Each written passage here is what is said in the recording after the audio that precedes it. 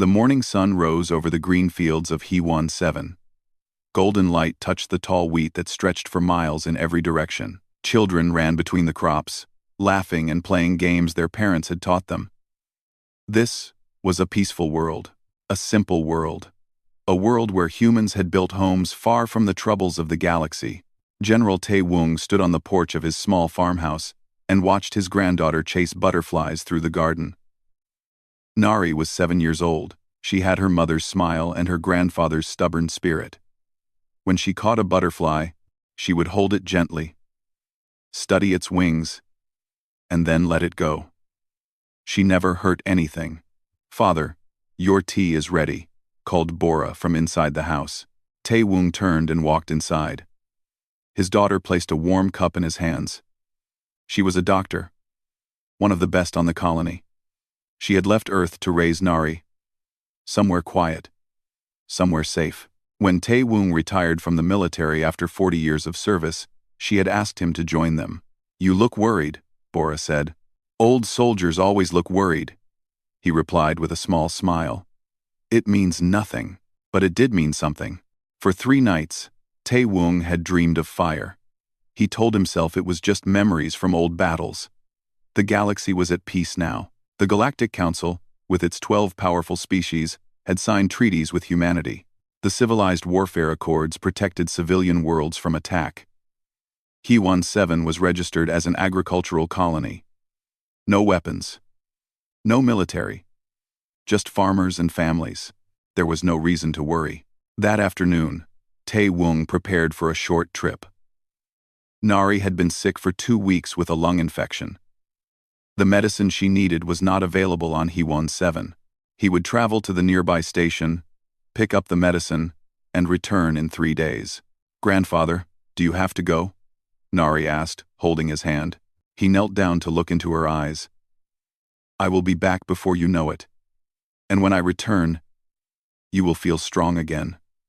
Strong enough to catch 100 butterflies." She smiled and hugged him. "Promise you will come back?" "I promise." He kissed her forehead, hugged his daughter, and boarded the transport ship.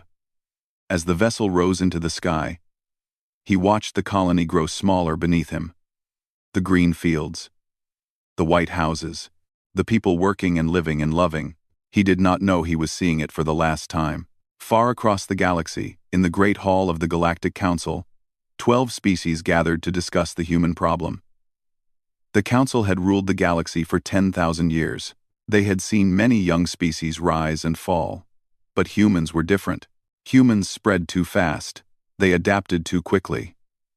They asked too many questions and followed too few rules. High Arbiter Moloch of the Velith Dominion stood before the assembly. He was tall and thin, with gray skin and eyes like black glass. The Velith were the oldest species in the council. They believed they had the right to decide who lived and who died. "Humans now occupy 200 worlds," Moloch said. "In 100 years, they will occupy 2,000. In 500 years, they will challenge our authority. We must act now, while they are still weak." A representative from the Teln species raised a concern. "The Civilized Warfare Accords protect civilian colonies. If we attack without reason, other species will lose trust in the Council." Moloch smiled. It was not a kind smile. "We will not call it an attack. We will call it a quarantine protocol. We will say there was a disease, a contamination. Very sad. Very unfortunate. Humanity will mourn, and then they will accept their place beneath us." The Council voted. 8 species supported the plan. 4 opposed. But 4 was not enough. The order was given. 2 days later, Tae Woong was on the medical station, waiting for Nari's medicine to be prepared. He sat in a small room, drinking bad coffee, and watching the news on a screen. Everything was normal. Everything was fine. Then the screen changed. An emergency broadcast appeared. The image showed HFY from orbit. Tae Woong leaned forward, his heart suddenly cold. Above the planet, he could see ships. Council warships. Dozens of them. "What is this?" he whispered. the ships opened fire. Bright beams of light fell from the sky like rain. They struck the fields, the towns, the cities. Wherever they touched, fire bloomed. The green fields turned black. The white houses became ash. The wheat burned. The schools burned. The hospitals burned. The camera showed people running, screaming, dying. Tae-woong could not breathe. He could not think.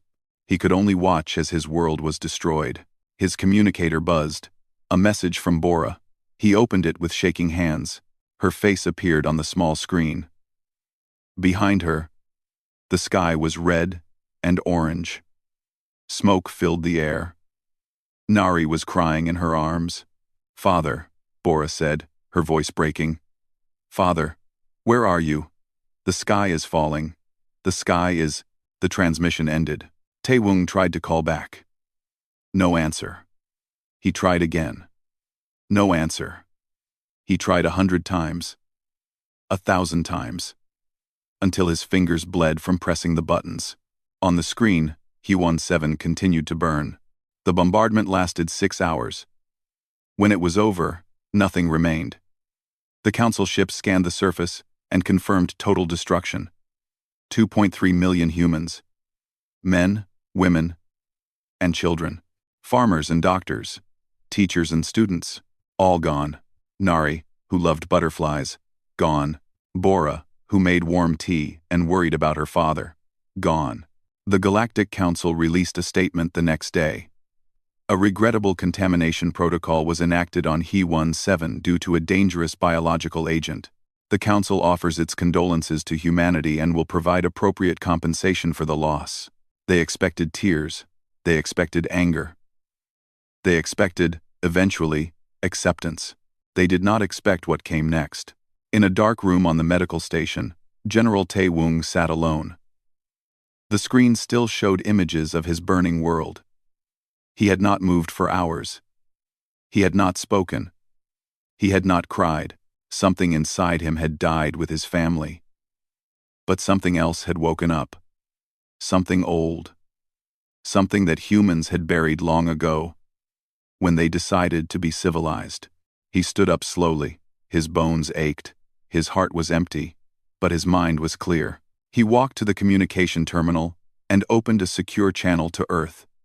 When the face of an old friend appeared on the screen, Tae-woong spoke in a voice that was calm and cold and absolutely certain. "They murdered our children," he said. "Now I am going to teach them why the old humans used to be afraid of the dark." The war had not yet begun. But in that moment, in that dark room, with the ashes of 2.3 million souls still floating in space, the end of the Galactic Council was already written. They just did not know it yet. Earth had never been so quiet. In every city, on every continent, people stopped what they were doing to watch the news. They saw the images of HFY burning. They saw the names of the dead scrolling across their screens. 2.3 million names. It took 4 days for all the names to be shown. Mothers held their children close. Fathers stared at the sky with anger in their eyes. Old soldiers who had thought their fighting days were over felt something stir in their chests. Something they had tried to forget. The United Human Parliament met in emergency session. Representatives from 200 human worlds gathered in the Great Hall on Earth. Some cried. Some shouted. Some sat in silence, unable to find words for what they felt. "We must respond," said one representative. "We cannot let this stand." "Respond how?" asked another. "The Council has 1,000 ships for every one of ours. They have technology we cannot match. If we fight, they will destroy us all. So we do nothing? We accept that our people were murdered? We accept that we want to survive." The argument continued for days. Half of the parliament wanted war, half wanted peace. Diplomats from neutral species came to offer their sympathy and their advice. They all said the same thing. Accept the compensation. Mourn your dead. And move forward. Fighting the Council was suicide. Nobody noticed that General Tae-woong had not returned to Earth. For 3 weeks, no one knew where he was. Some thought he had killed himself in grief. Others thought he was hiding, broken by the loss of his family. The Parliament had more important things to worry about than one old soldier. Then, on the 22nd day after the massacre, Tae Woong walked into the Parliament building. He looked different. Older. Thinner. His eyes had changed. Before, they had been warm and kind. Now they were cold and empty. Like windows into a dark room, he moved slowly but with purpose, and the crowds parted before him without knowing why. In his hand, he carried a small data chip. He walked to the center of the Parliament floor. Representatives stopped talking. The room fell silent. Everyone watched the old general stand alone under the great dome. "I know what you are debating," Tae Woong said. His voice was quiet, but it carried to every corner of the room. "You are trying to decide if we should fight or surrender. You are weighing our survival against our honor. You are afraid. You are afraid." He held up the data chip. "On this chip, I have proof. Intercepted communications from the Galactic Council. They show that HFY was not destroyed because of any disease. There was no contamination. Our people were murdered because the Council fears us. They wanted to send a message. They wanted to teach us our place." He inserted the chip into the central display. Suddenly, every screen in the Parliament showed the truth. Council leaders discussing the human problem. High Arbiter Moloch explaining that civilians were acceptable targets. Velith admirals laughing about how easy it would be to make humanity submit. The room exploded with anger. But Tae Woong raised his hand, and somehow, the shouting stopped. "They believe we are tame," he continued. "They believe we have forgotten what we are. They used their civilized rules to murder children in their beds. My granddaughter was 7 years old. She liked catching butterflies. She never heard anything in her life. They burned her alive and called it protocol." His voice did not shake. His eyes did not water. He spoke like a man who had already died and come back as something else. "They expect us to bow. To accept their money and their apologies and their lies. They expect us to be grateful that they did not kill more of us." He looked around the room, meeting the eyes of every representative. "I am done bowing. I am done being civilized. If you give me command, I will teach the galaxy what happens when you hurt our children. I will not fight by their rules. I will not show them mercy they never showed us. I will break them so completely that no species will ever again think that humanity is weak." The Parliament voted. It was not even close. Admiral Un-Ha was called from her command post on the Outer Rim. She was known throughout human space as the Iron Widow. Her husband and son had died in a council border raid 10 years ago. Since then, she had dedicated her life to making humanity strong. She was cold. She was brilliant. She was exactly what they needed. The Parliament gave her command of all human military forces. They gave General Tae Woong the title of Supreme Tactical Advisor, answering to no one but himself. Together, they would plan and execute humanity's response. But Yun-Ha did not call it a response. She called it a lesson. The first thing she did was order a complete communication blackout. All human ships went silent. All human colonies stopped transmitting. For the first time in centuries, the galaxy could not see what humanity was doing. The second thing she did was visit the shipyards. These were secret facilities, hidden in asteroid fields and dead systems far from Council sensors. For 50 years, human scientists had been building things. Weapons that broke the Council's rules. Ships that could not be detected. Technologies that should not exist. Un-Ha walked through the yards with Tae Woong at her side. They saw destroyers painted black, with engines that made no heat signature. They saw missiles that could think, and adapt, and hunt. They saw armor that healed itself, and guns that could crack a planet. "We were building these just in case," said the chief engineer, a young woman named Miso. "We hoped we would never need them. Hope is for people who have something to lose." Tae Woong replied, "We have already lost everything. Now, we only have purpose." Months passed. The galaxy waited. The Council grew confident. High Arbiter Moloch announced plans to bring 3 more human border worlds under Council protection. He sent a delegation to Earth to formalize humanity's new status as a protectorate species. Basically, he wanted humans to admit they were defeated. The delegation ship entered human space. It never arrived. 3 days later, the ship was found drifting near the border. Empty. No bodies. No signs of battle. Just empty corridors and dark screens. And on those screens, a message had been left. A single video file. Waiting to be played. The Council played it.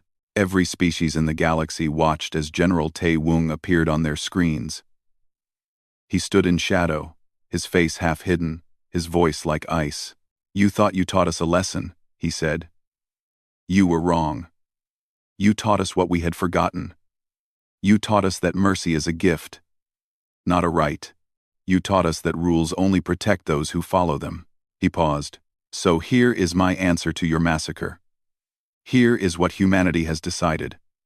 There will be no more civilized war. No rules. No mercy. No negotiation. You burned our children. Now we will burn everything you love. And when you beg us to stop, we will remember how our children begged, and we will not listen." He smiled. It was the worst smile the galaxy had ever seen. "The lesson begins now." The screens went black, and across 17 Council military stations, the explosions began. The galaxy had never seen anything like it. 17 military stations. Some were small outposts with a few hundred soldiers. Others were massive fortresses that had stood for thousands of years. All of them belonged to the Galactic Council. All of them were considered unbreakable. All of them died in 90 minutes. The explosions came from nowhere. Council sensors detected nothing. Council shields stopped nothing. One moment, the stations were there. The next moment, they were fire and debris and screaming. On the Velith homeworld, High Arbiter Moloch watched the reports come in with growing horror. 40% of the Council's forward fleet was gone. Ships that had taken centuries to build were now scattered atoms floating in the void. "How?" he demanded. "How is this possible? Human technology is primitive. Human ships are slow. We should have seen them coming from 1,000 light-years away." His admirals had no answer. They had been trained to fight wars with rules. Wars where both sides could see each other.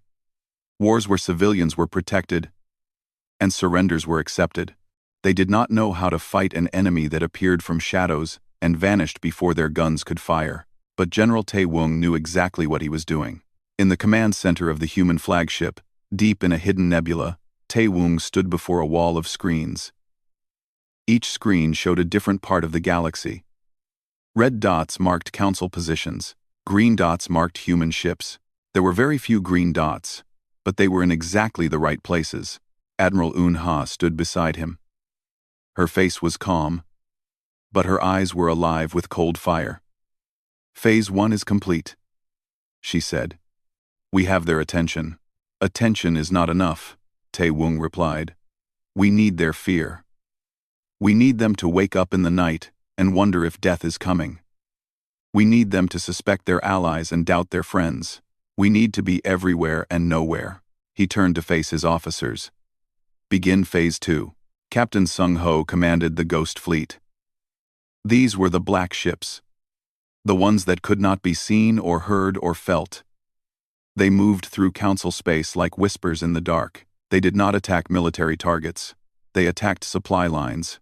Food convoys disappeared. Fuel shipments never arrived. Medical supplies vanished between one system and the next. The Council had 1,000 worlds to feed and protect. And suddenly, none of them could trust that help was coming. Sung Ho was a quiet man. He had lost his wife and 2 sons on HFY 7. His wife had been a teacher. His sons had been 12 and 9. Now he sat in the captain's chair of a ship called Silent Thunder, and he made the Council pay for every child they had murdered. Another convoy located, his sensor officer reported. 16 transport ships. Light escort. Destination is the Velith colony of Asharon. Asharon is a civilian world, noted the first officer. Sung Ho nodded slowly. HFY 7 was also a civilian world. Set intercept course. Disable the escort. Take the supplies. Leave the crews alive to tell their masters what happened. The Ghost Fleet struck again and again. They never killed civilians, but they made sure those civilians went hungry. They made sure the Council knew that human ships could appear anywhere, anytime, and there was nothing the Council could do to stop them. Meanwhile, Commander Yuna waged a different kind of war. She was the head of human intelligence. Her job was not to destroy ships or steal supplies. Her job was to destroy trust. The Galactic Council was made of 12 species. They had worked together for 10,000 years. But that cooperation was built on mutual benefit, not friendship. Each species wanted power. Each species had secrets. Yuna found those secrets and used them. She leaked information showing that the Teln had been trading with humans before the war. It was not true, but the evidence looked real. The Velith accused the Teln of betrayal. The Teln denied it and accused the Velith of lying. Old arguments came back. Old wounds reopened. She sent fake messages that appeared to come from Council admirals, ordering retreats and surrenders. When the real admirals tried to give orders, their officers did not know what to believe. She planted stories about Council leaders. True and false mixed together until no one could tell the difference. The most powerful beings in the galaxy began to look over their shoulders, wondering who was watching them. The Council is not one enemy, Yuna told her team. It is 12 enemies forced to work together. Our job is to remind them why they never trusted each other in the first place. High Arbiter Moloch called an emergency session of the Council. He demanded unity.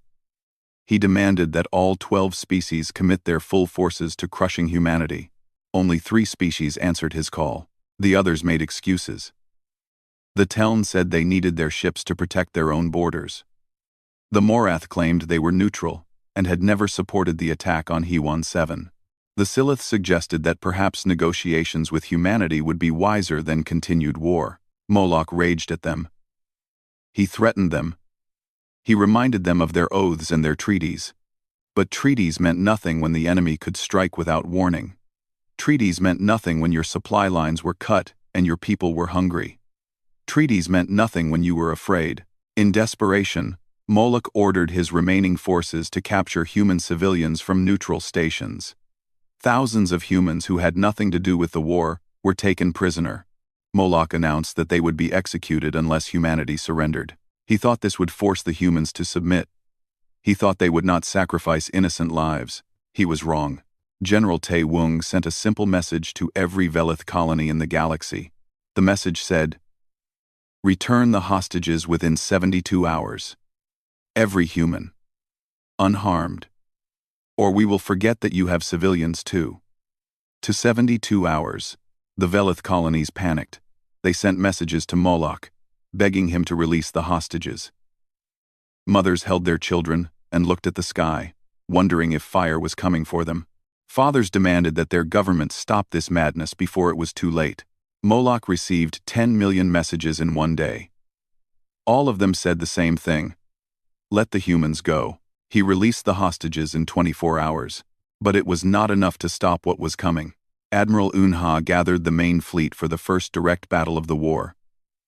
The target was Velith Prime's largest shipyard, a moon called Ironhold that produced a quarter of all Council warships. The Council knew they were coming. They had assembled their best ships and their finest admirals. They were ready for a traditional battle, the kind that followed the civilized warfare accords.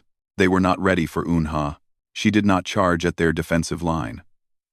She did not send her ships in neat formations. Instead, she scattered her fleet across 100 approach vectors, each ship acting independently, each captain making decisions based on what they could see. The Council admirals could not coordinate their defense. Every time they moved to block one human ship, 3 more appeared somewhere else. It was like trying to catch water with their hands. And while the Council fleet was distracted, the real attack began. A single ship, carrying a weapon that human scientists had spent 30 years building, slipped past the battle and headed straight for Ironhold. The ship was called Dawn's End. Its pilot was a woman named Hana, who had volunteered for a mission she knew she would not survive. Hana had grown up on HFY. Her parents, her brothers, her husband, and her baby daughter had all died in the fire. She had been off-world when it happened, serving on a cargo ship. When she heard about the massacre, she had walked into a recruiting office and asked for the most dangerous mission available. Now she flew toward Ironhold with a smile on her face. "This is for Suri," she said, speaking her daughter's name. "This is for everyone." She activated the weapon. The explosion was visible from 3 systems away. Ironhold cracked like an egg, and then it was gone. Just gone. Nothing left but dust and memory. Admiral Unha watched from her command ship. She opened a channel to High Arbiter Moloch, who was watching from his palace on Velith Prime. "You could have stopped this with an apology," she said. "You could have admitted what you did and asked for forgiveness. We would have listened. We might even have forgiven you." She paused. "But you were too proud. And now pride is all you will have left. Because we are going to take everything else." She closed the channel. The war was only beginning. 1 year after the massacre of HFY, the Galactic Council was dying. Not quickly, not cleanly, but dying all the same. Like a great beast bleeding from 1,000 small wounds. Every week brought new defeats. Every month saw another species quietly withdraw from the war. The alliance that had ruled the galaxy for 10,000 years was crumbling. And nothing could stop it. General Tae Woong called his strategy the Doctrine of Ashes. The name came from an old Earth saying, "From the ashes, we rise." But Tae Woong had changed the meaning. Now it meant something darker. "We will turn everything to ashes, and from those ashes, we will build a galaxy that will never forget." The doctrine had 3 rules. First, strike without warning. Second, leave no pattern. Third, make them afraid of everything. Human ships appeared in random systems at random times. Sometimes they attacked military bases. Sometimes they destroyed communication relays. Sometimes they did nothing at all, just appeared on sensors for a few seconds before vanishing. The Council never knew what was real and what was a trick. The fear spread faster than any weapon.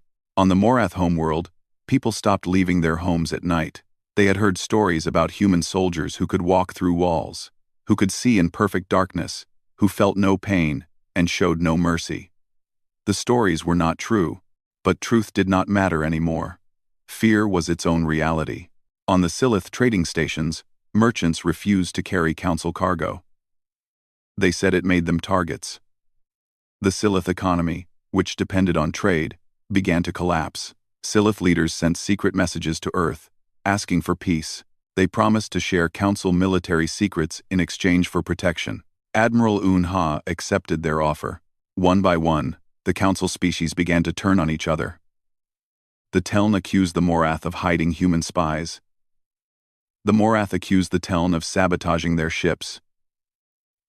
The smaller species, who had always resented being controlled by the Velith, saw their chance to break free. Commander Yuna watched the chaos with quiet satisfaction. "We did not defeat them," she told her team. "We made them defeat themselves." But Tae Woong knew the war was not yet won. High Arbiter Moloch still controlled the Velith military, and the Velith were still the most powerful species in the galaxy. As long as Moloch lived, as long as he could inspire his people to fight, the war would continue. It was time for the final phase. The attack on Velith Prime was the largest military operation in human history. Every ship, every soldier, every weapon was committed to one goal: breaking the heart of the Council. Captain Sung Ho led the Ghost Fleet in the first wave. His ships emerged from darkness around the Velith orbital defense stations.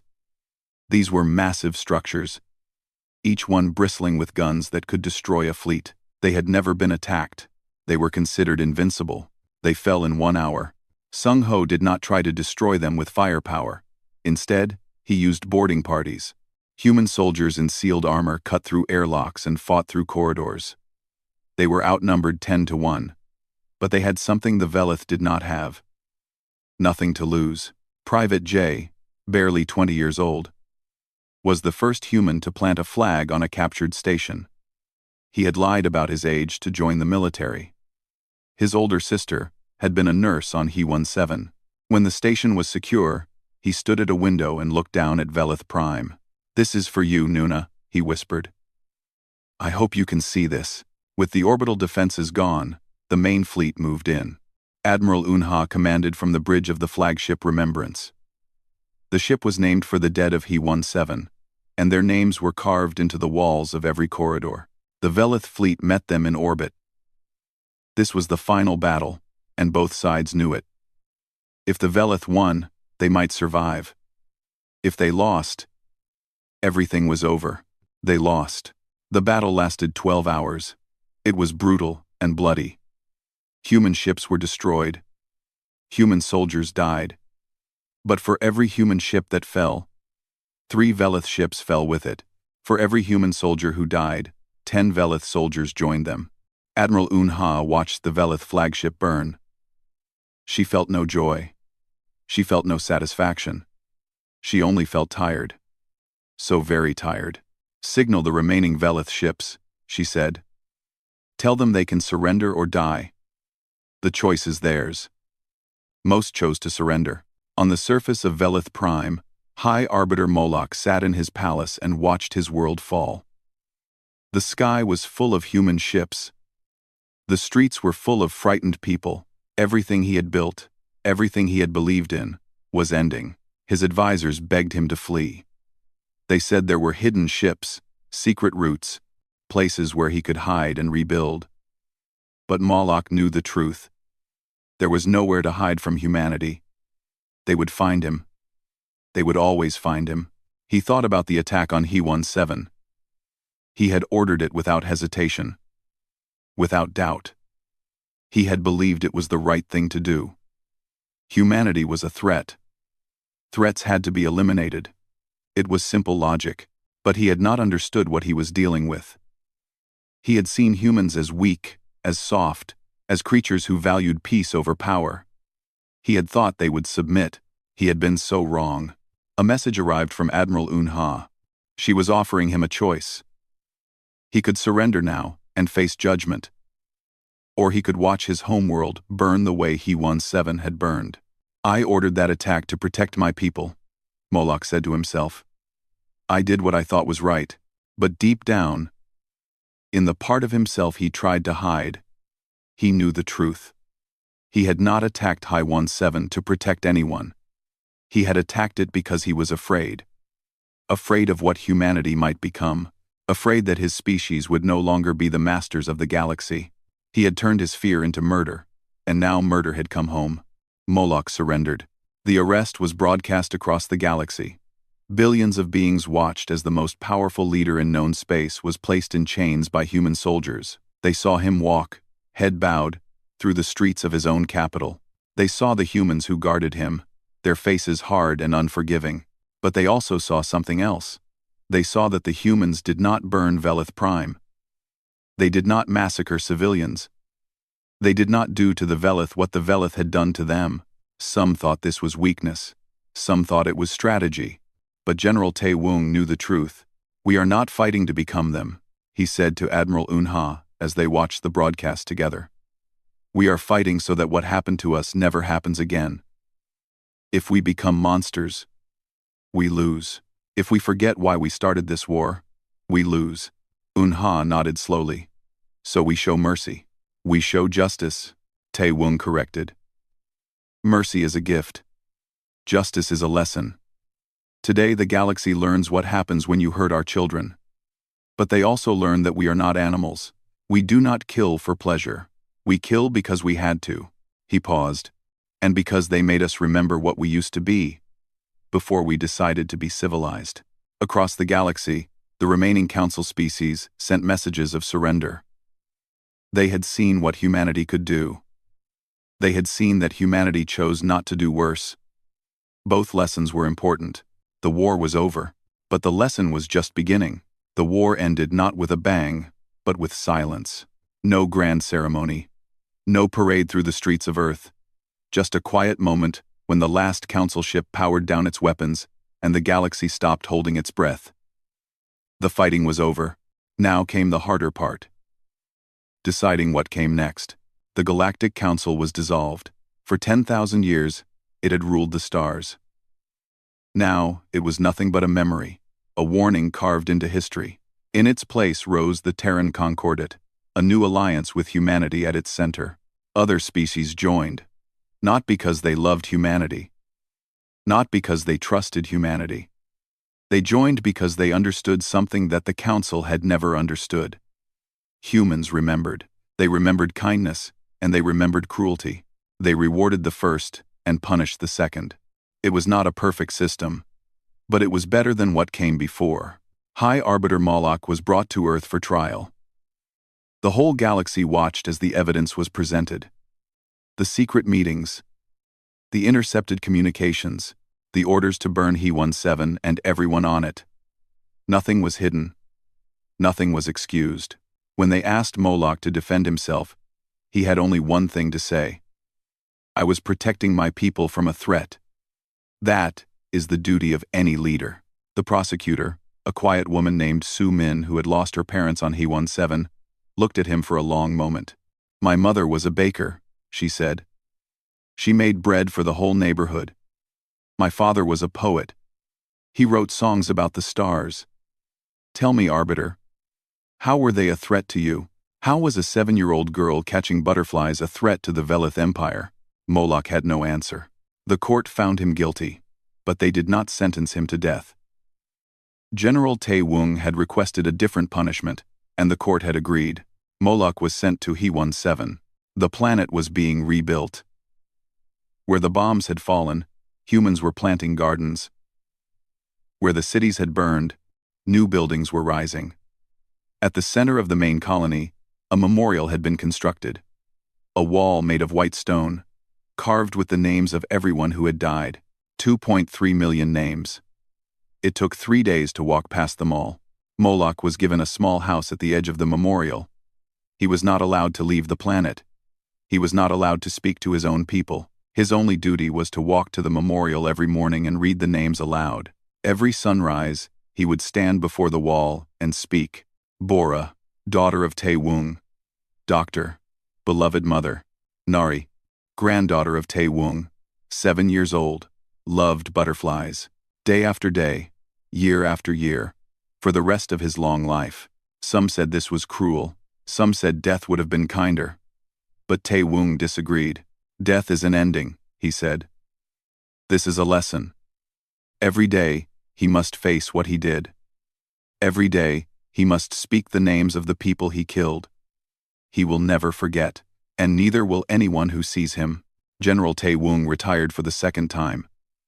He turned down every honor, every title, every reward. He asked for only one thing. A small house on HFY, overlooking the memorial fields. The house was built exactly where his daughter's house had once stood. In the garden, he planted flowers that Nari had loved. Every morning, he sat on his porch and watched the sunrise paint the sky in colors of gold and pink. Sometimes, he talked to them. To Bora and Nari. He told them about the war. He told them about what he had done and why. He told them he was sorry. I became something terrible, he said one morning, his voice old and tired. I had to stop them. But I wish you did not have to see what your father became, what your grandfather became. The wind blew through the garden, and for a moment, he thought he could hear Nari laughing. Admiral Unha visited him once a year, on the anniversary of the massacre.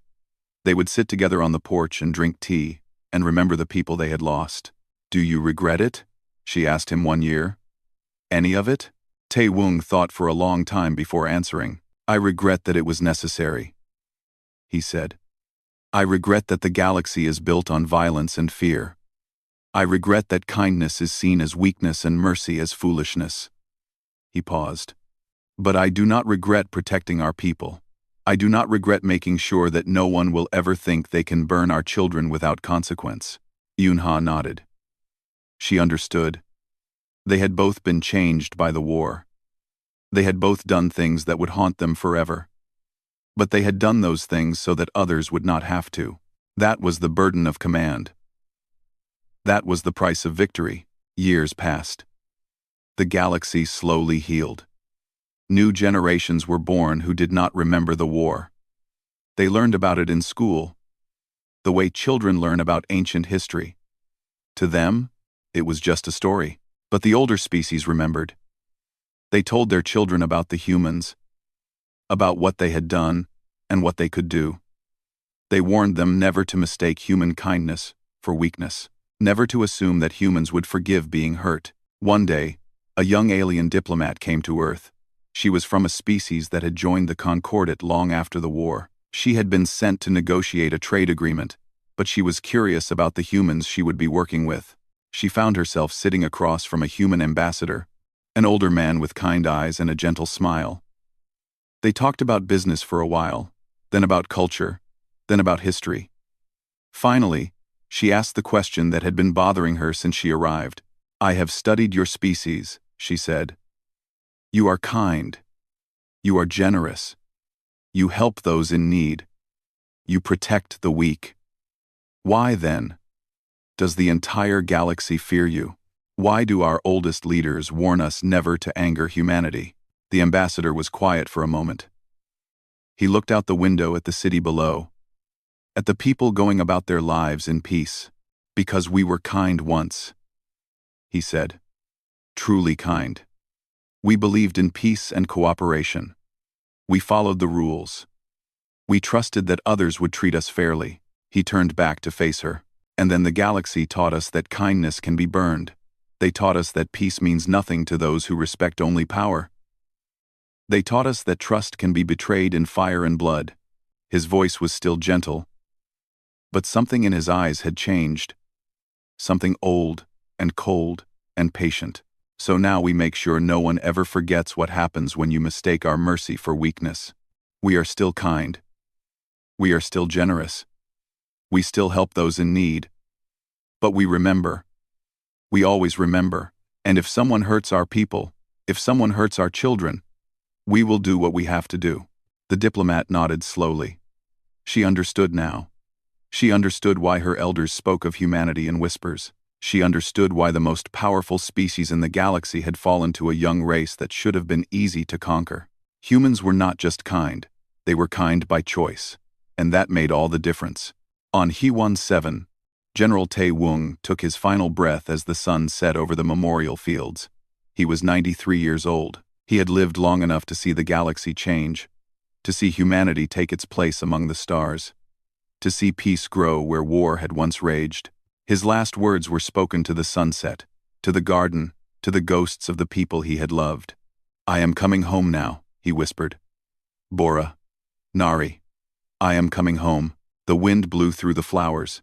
Somewhere, a child laughed, and in the distance, the stars began to shine. They shone for the living. They shone for the dead. They shone for a galaxy that had learned, the hard way, that some lessons should never be forgotten. This was humanity's gift to the universe. This was the silence after.